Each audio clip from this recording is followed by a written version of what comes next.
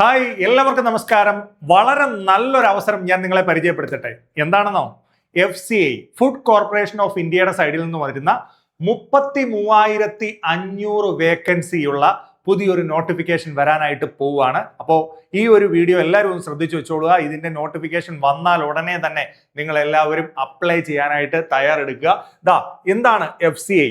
Food corporation of ഇന്ത്യയുടെ സൈഡിൽ നിന്ന് വരാനായിട്ട് പോകുന്ന ഏറ്റവും മികച്ച ഒരു അവസരമാണ്. ഏകദേശം 33,566. ഓക്കെ, അപ്പോൾ നിങ്ങൾക്ക് അതിന്റെ ഡീറ്റെയിൽസ് ഞാനൊന്ന് പരിചയപ്പെടുത്തരാം. 33,566 വേക്കൻസിയാണ് എന്തിനു വന്നിരിക്കുന്നത്? ഫുഡ് കോർപ്പറേഷൻ ഓഫ് ഇന്ത്യയുടെ സൈഡിൽ നിന്ന് വരാൻ പോകുന്ന കാറ്റഗറി നമ്പർ 2 and 3 എന്ന് പറയുന്ന രണ്ട് ഏതാണെന്ന് ഞാൻ പരിചയപ്പെടുത്തി തരാം. വേക്കൻസിയിലേക്ക് 33,566 വേക്കൻസിയാണ് വിളിക്കാനായിട്ട് പോകുന്നത്. ഓക്കെ, അപ്പോൾ എന്താണ് ഓർഗനൈസേഷൻ? ആരാണ്? FCI food corporation of India ആണ് ഈ ഒരു എക്സാം കണ്ടക്ട് ചെയ്യാനായിട്ട് പോകുന്നത്. നിങ്ങൾക്ക് ഇതിന്റെ റിക്രൂട്ട്മെന്റ് വരുന്നത് FCI റിക്രൂട്ട്മെന്റ് 2026 എന്ന രീതിയിലായിരിക്കും ഇതിന്റെ നോട്ടിഫിക്കേഷൻ വരാനായിട്ട് പോകുന്നത്. നിങ്ങൾക്കറിയാം, ഒരു SSC CGL എക്സാമിനൊക്കെ പ്രിപ്പയർ ചെയ്യേണ്ട അതേ ഒരു രീതിയിൽ, അതേ ഒരു പാറ്റേണിൽ തന്നെയാണ് ഈ ഒരു എക്സാമിന് വേണ്ടി പ്രിപ്പയർ ചെയ്യേണ്ടത്. ഇതിന്റെ test selection process CBT1 CBT2 പരീക്ഷകളുണ്ട്, ഇന്റർവ്യൂ ഉണ്ട്, അതുപോലെ ഡോക്യുമെന്റ് വെരിഫിക്കേഷൻ ഉണ്ട്. ഓൺലൈനായിട്ടാണ് എക്സാം കണ്ടക്ട് ചെയ്യുന്നത്. നിങ്ങൾക്ക് ഏതാണ് www.fci.gov.in എന്ന് പറയുന്ന സൈറ്റിലൂടെ ഇതിന്റെ വിശദമായ വിവരങ്ങൾ നിങ്ങൾക്ക് എന്ത് ചെയ്യാനായിട്ട് സാധിക്കും, അറിയാനായിട്ട് സാധിക്കും. അപ്പോൾ ഇതിന്റെ നോട്ടിഫിക്കേഷൻ ഇത്രയും ഒരു വേക്കൻസിയിൽ വരുന്നോണ്ടാണ് കേട്ടോ ഞാൻ ഇമ്പോർട്ടന്റ് ആയിട്ട് നിങ്ങളുടെ അടുത്ത് പറയാനായിട്ട് കാരണം. 33,566 വേക്കൻസി. അപ്പോൾ ഇത് ആർക്കൊക്കെയാണ് അപ്ലൈ ചെയ്യുന്നത്, അങ്ങനെയുള്ള കാര്യങ്ങൾ നിങ്ങൾക്ക് അറിയണമെന്ന് താല്പര്യം കാണും. അങ്ങനെയുള്ളവർ ഈ വീഡിയോ ഒന്ന് കാണാൻ ശ്രമിക്കുക, നിങ്ങളുടെ സുഹൃത്തുക്കളിലേക്കും ഷെയർ ചെയ്ത് കൊടുക്കാനായിട്ട് ശ്രമിക്കുക. ഓക്കെ മക്കളെ, കാറ്റഗറി നമ്പർ 2 എന്ന് പറഞ്ഞാൽ മാനേജീരിയൽ പോസ്റ്റുകളാണ്. അതിൽ വരുന്നത് ഏകദേശം 6,221 വേക്കൻസിയും, അതുപോലെ കാറ്റഗറി നമ്പർ 3 എന്ന് പറയുന്നത് അസിസ്റ്റന്റ് ആൻഡ് ക്ലറിക്കൽ പോസ്റ്റുകളാണ്. അതിലേക്ക് വരുന്നത് 27,345 വേക്കൻസിയാണ് വിളിക്കാൻ പോകുന്നത്. അങ്ങനെ ടോട്ടലാണ് 33,566 വേക്കൻസി റിപ്പോർട്ട് ചെയ്തിട്ടുണ്ട്. അപ്പോൾ ഇത്രയും വേക്കൻസിക്കാണ് വിളിക്കാനായിട്ട് പോകുന്നതെന്ന് അറിഞ്ഞു കഴിഞ്ഞാൽ ട്രൈ ചെയ്യേണ്ടവൻ ട്രൈ ചെയ്തോണം. നമുക്ക് ഓരോരോ ജോബിന്റെ അവസരങ്ങൾ മനസ്സിലാക്കി ട്രൈ ചെയ്ത് കഴിഞ്ഞു കഴിഞ്ഞാൽ അത്യാവശ്യം നല്ല സാലറി പാക്കേജ് കിട്ടുന്ന എക്സാം ആണ്. നമ്മുടെ കേരളത്തിൽ തന്നെ ഇഷ്ടം പോലെ, ഇപ്പൊ FCI കൊല്ലത്ത് ഇതിന്റെ ഓഫീസുണ്ട്. ഇങ്ങനെ പല പല ലൊക്കേഷനുകളിൽ ഇതിന്റെ ഓഫീസ്, എല്ലാ ഡിസ്ട്രിക്റ്റുകളിലും നിങ്ങൾക്ക് ഇതിന്റെ ഓഫീസുകൾ കാണാൻ പറ്റും. അപ്പൊ എന്ത് ചെയ്യുക, കേരളത്തിൽ തന്നെ വേണമെങ്കിൽ നമുക്ക് ജോലി കിട്ടും. അപ്പം ഈ ഒരു അവസരം മനസ്സിലാക്കി എന്ത് ചെയ്യുക, പഠിക്കാനായിട്ട് ശ്രമിക്കുക. ഓക്കെ, അതാണ് മുന്നേ നിങ്ങളെ ഇതൊക്കെ പരിചയപ്പെടുത്തി തരുന്നത്. ഇനി ഇതിന് ആപ്ലിക്കേഷൻ ഫീ ഉണ്ടോ? ആപ്ലിക്കേഷൻ ഫീ ഉണ്ട്. അതാണ്ട് UR OBC EWS കാറ്റഗറിക്ക് 800 രൂപയാണ് എന്ത് ചെയ്യുന്നത്, ആപ്ലിക്കേഷൻ ഫീ വരുന്നത്. അതുപോലെ തന്നെ ചില ബാങ്ക് ചാർജുകൾ എക്സ്ക്ലൂഡ് ചെയ്തിട്ടാണ് 800 രൂപ എന്ന് പറഞ്ഞാൽ ബാങ്ക് ചാർജുകൂടെ വരുമ്പോൾ ഇച്ചിരി കൂടെ എമൗണ്ട് കൂടുതൽ വരും. അതുപോലെ ഈ കാറ്റഗറി ആളുകൾക്കെല്ലാം എന്താണിത്, ഫ്രീ ആയിട്ടാണ് എന്ത് ചെയ്യുന്നത്, അപ്ലൈ ചെയ്യാനായിട്ട് സാധിക്കുന്നത്. അപ്പൊ 800 റുപ്പീസ് ഉണ്ട്. അപ്പൊ അതുകൊണ്ട് ആപ്ലിക്കേഷൻ ഫീ കൊടുത്ത് അപ്ലൈ ചെയ്യുന്ന പോലെ തന്നെ, നമ്മൾ ബാങ്ക് ടെസ്റ്റിന് അപ്ലൈ ചെയ്യുന്ന പോലെ തന്നെ ആപ്ലിക്കേഷൻ ഫീ കൊടുത്ത് അപ്ലൈ ചെയ്യുന്നതുകൊണ്ട് തന്നെ ഇതിനുവേണ്ടി നന്നായി ശ്രമിക്കുന്ന ആളുകളെല്ലാം തീർച്ചയായിട്ടും എന്ത് ചെയ്യണം, ഈ ഒരു കാര്യത്തിന് വേണ്ടി അപ്ലൈ ചെയ്യണം. ആപ്ലിക്കേഷൻ ഫീ ഉണ്ട് എന്ന് നിങ്ങളെ സൂചിപ്പിച്ചു എന്നുള്ളതേ ഉള്ളൂ. ഇത് ആർക്ക് അപ്ലൈ ചെയ്യാൻ പറ്റുന്ന, ഇതിന്റെ ഏജ് ലിമിറ്റ് എത്രയാ? മാനേജർ പോസ്റ്റിലേക്ക് വരുന്ന ഏജ് ലിമിറ്റ് എന്ന് പറഞ്ഞാൽ 28 ഇയേഴ്സ് ആണ്.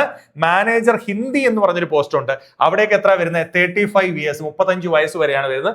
OBC 3 ഇയർ റിലാക്സേഷൻ ഉണ്ട്. SC ST കാറ്റഗറി ആളുകൾക്ക് 5 ഇയർ റിസർവേഷൻ ഉണ്ട്. അതുപോലെ ഫിസിക്കലി ഡിസേബിൾഡ് ആയിട്ടുള്ള ആളുകൾക്ക് 10 to 15 ഇയേഴ്സ് വരെ എന്തുണ്ട്, ഏജ് റിലാക്സേഷൻ ഉണ്ട് എന്ന കാര്യവും കൃത്യമായിട്ട് മനസ്സിലാക്കിയല്ലോ.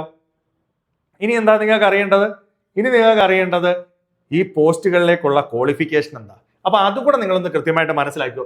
മാനേജർ ജനറൽ ഡിപ്പാർട്ട്മെന്റിലേക്കാണെങ്കിൽ നിങ്ങൾക്ക് വേണ്ടത് graduate degree with minimum 60% mark, അല്ലെങ്കിൽ CA ഉള്ളവർക്ക് അപ്ലൈ ചെയ്യാം, ICW ഉള്ളവർക്ക് അപ്ലൈ ചെയ്യാം. ഇങ്ങനെയുള്ള ആളുകൾക്ക് എന്ത് ചെയ്യാം, graduate degree with minimum 60% mark ഉള്ളവർക്ക് മാനേജർ പോസ്റ്റിലേക്ക് അപ്ലൈ ചെയ്യാം.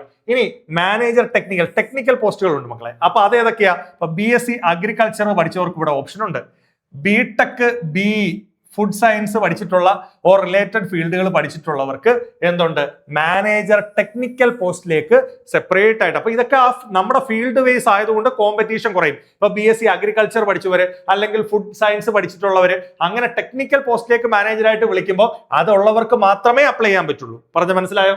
ഇനി മാനേജർ അക്കൗണ്ട്സ് വിളിക്കുമ്പോൾ എന്താ, CA ഉള്ളവര്, ICW ഉള്ളവര്, അങ്ങനെയുള്ളവർക്ക് BCom വിത്ത് MBA ഫിനാൻസ് ഒക്കെ പഠിച്ചിട്ടുള്ളവര്. അപ്പൊ പലപ്പോഴും BCom ഉള്ള ആളുകൾ അല്ലെങ്കിൽ MCom ഉള്ള ആളുകൾ അല്ലെങ്കിൽ CA പഠിച്ചിട്ടുള്ള ആളുകൾ ഞങ്ങൾക്ക് എഴുതാൻ പറ്റുന്ന കേന്ദ്ര ഗവൺമെന്റ് സർവീസിലുള്ള പോസ്റ്റുകൾ ഏതൊക്കെയാണെന്ന് അന്വേഷിച്ച് നടക്കുന്നുള്ളവർ ഈ ഒരു ചാൻസ് മിസ് ചെയ്യരുത്. അതുപോലെ BSc അഗ്രികൾച്ചർ പഠിച്ചിട്ടുള്ള ഒരുപാട് പേരെ എനിക്കറിയാം. അതുപോലെ ഫുഡ് സർവീസുമായി സയൻസുമായിട്ട് ബന്ധപ്പെട്ട് പഠിച്ചിട്ടുള്ളവരുണ്ട്. അവർക്ക് ഈ ഒരു ചാൻസ് ബെസ്റ്റ് ഓപ്ഷൻ ആണ്. ഇനി ജനറൽ വിളിക്കുമ്പോൾ എന്താ, എല്ലാ ആളുകൾക്കും അപ്ലൈ ചെയ്യാൻ പറ്റും. ഇനി മാനേജർ സിവിൽ, ഇലക്ട്രിക്കൽ, ടെക്നിക്കൽ, നമുക്ക് മെക്കാനിക്കൽ, നമുക്ക് ബിടെക്കുകാർക്ക് തന്നെ സെപ്പറേറ്റ് മാനേജർ പോസ്റ്റുകളുണ്ട്. അത് degree in relevant engineering field. അപ്പൊ ഇതൊരു ബെറ്റർ ഓപ്പർച്യൂണിറ്റി ആവുന്നത് എന്താണെന്ന് ചോദിച്ചു കഴിഞ്ഞാൽ ഓരോ ഫീൽഡിന് ആവശ്യമുള്ള തരത്തിലുള്ള രീതിയിലാണ് വേക്കൻസി വിളിക്കുന്നത്. നിങ്ങൾ പഠിച്ച കോഴ്സുമായി റിലേറ്റഡ് ആയിട്ടാണ്. ഇപ്പൊ ബിടെക് പഠിച്ചവർക്ക് അവസരമുണ്ട്, BSc അഗ്രികൾച്ചർ പഠിച്ചവരുണ്ട്, ഫുഡ് സയൻസ് പഠിച്ചിട്ടുള്ളവർക്ക് അവസരമുണ്ട്, ജനറൽ ഡിഗ്രി ഉള്ള ആളുകൾക്ക് അവസരമുണ്ട്, BCom പഠിച്ചിട്ടുള്ളവർക്ക് അവസരമുണ്ട്. അപ്പൊ ഇതെന്ത് ചെയ്യുക, ഇത് കൃത്യമായിട്ട് നിങ്ങളുടെ അവസരം അനുസരിച്ച് നിങ്ങൾക്ക് അപ്ലൈ ചെയ്യാൻ പറ്റുന്ന ബെറ്റർ ആയിട്ടുള്ള ഓപ്പർച്യൂണിറ്റിയാണ്. മാനേജർ ഹിന്ദി എന്ന് പറഞ്ഞൊരു പോർഷൻ ഉണ്ട്. അത് ഹിന്ദി പഠിച്ചിട്ട്, ഹിന്ദിയിൽ ഇപ്പൊ MA ഹിന്ദി പഠിച്ചവരുണ്ട്, BA ഹിന്ദി പഠിച്ചു കഴിഞ്ഞ ആളുകളുണ്ട്. അവർക്ക് ഇംഗ്ലീഷും കൂടെ കൈകാര്യം ചെയ്യാൻ അറിയാവുന്നവരാണെങ്കിൽ അവർക്ക് എന്താണ്, മാനേജർ ഹിന്ദി എന്ന് പറയുന്ന പോസ്റ്റുകളുണ്ട്. അപ്പോൾ പ്രധാനപ്പെട്ട പോസ്റ്റുകളും നിങ്ങൾക്ക് വേണ്ട ക്വാളിഫിക്കേഷൻസുമാണ് ഞാനിവിടെ പറഞ്ഞു തന്നത്. ഇത് പ്രത്യേകം ഒന്ന് നിങ്ങൾ ശ്രദ്ധിച്ചോണം. അപ്പൊ ഡീറ്റെയിൽഡ് നോട്ടിഫിക്കേഷൻ ഞാൻ ഇതിന്റെ കൂടെ തന്നെ കൊടുക്കാം. അപ്പോൾ നമുക്ക് നോട്ടിഫിക്കേഷൻസ് വരുമ്പോഴത്തേക്ക് ആ കാര്യങ്ങൾ നിങ്ങൾക്ക് കൃത്യമായിട്ട് കിട്ടും.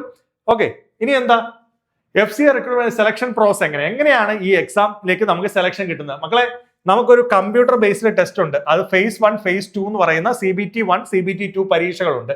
പിന്നെ എന്തുണ്ട്, ഇന്റർവ്യൂ ഉണ്ട്, സ്കിൽ ടെസ്റ്റ് ഉണ്ട്, ട്രെയിനിങ് ഉണ്ട്. അത് ഇതിന്റെ രണ്ടാമത്തെ പാർട്ടാണ്. മൂന്നാമത്തെ പാർട്ട് ഡോക്യുമെന്റ് വെരിഫിക്കേഷൻ ആണ്. ഞാൻ പറഞ്ഞു നമ്മുടെ ഒരു SSC CGL പരീക്ഷ പോലെ തന്നെ Tier 1 exam, Tier 2 exam, document verification. ഇവിടെ ഒരു ഇന്റർവ്യൂ കൂടി അഡീഷണൽ ആയിട്ട് വരുന്നുണ്ട്. കൂടാതെ എന്താണ്, ഡോക്യുമെന്റ് വെരിഫിക്കേഷനും കൂടിയാണ് വരുന്നത്. ഈ പോസ്റ്റുകളുടെ അനുസരിച്ചിട്ട് അപ്പൊ നമ്മൾ മാനേജർ എന്ന് പറഞ്ഞ പോസ്റ്റ് പറഞ്ഞല്ലോ, ആ പോസ്റ്റുകൾക്ക് CBT 1 CBT 2 എക്സാം ഉണ്ട്, ഇന്റർവ്യൂ ഉണ്ട്, ട്രെയിനിങ് ഉണ്ട്. ഇത്രയും കാര്യങ്ങളാണ് വരുന്നത്. ഇനി അതുപോലെ തന്നെ മാനേജർ ഹിന്ദി എന്ന് പറഞ്ഞ പോസ്റ്റ് ആണെങ്കിൽ CBT 1+ ഇന്റർവ്യൂ മാത്രമേ വരുന്നുള്ളൂ. അസിസ്റ്റന്റ് ഗ്രേഡ് 3 ക്ലറിക്കൽ പോസ്റ്റുകളൊക്കെ ആണെങ്കിൽ CBT എക്സാമും ഡോക്യുമെന്റ് വെരിഫിക്കേഷനേ ഉള്ളൂ. അവർക്ക് എന്തില്ല, ഇന്റർവ്യൂ ഇല്ല. അപ്പൊ ഇത്രയും കാര്യങ്ങൾ മനസ്സിലായല്ലോ, ഇൻഫർമേഷൻസ് മനസ്സിലായല്ലോ. അപ്പോൾ നിങ്ങൾക്ക് ഇത് അപ്ലൈ ചെയ്യാൻ പറ്റുന്നവരാണെങ്കിൽ ഈ ചാൻസ് ഇത്രത്തോളം, ഏകദേശം അറിയാലോ 33,500 വേക്കൻസിക്ക് വിളിച്ചിരിക്കുന്നത് കൊണ്ട് തന്നെ ഈ ചാൻസ് ഒരു കാരണവശാലും മിസ് ചെയ്യാൻ പാടില്ല. എല്ലാവരും ഇത് ചെയ്യണം. ഇനി എന്ത് പഠിക്കണം? ഞാൻ പറഞ്ഞു SSC എക്സാമുകൾക്ക് പഠിക്കാനുള്ള ടോപ്പിക് തന്നെയാ ഇംഗ്ലീഷ് ലാംഗ്വേജ്. ഇതാ 25 ക്വസ്റ്റ്യൻസ് 25 മാർക്ക്.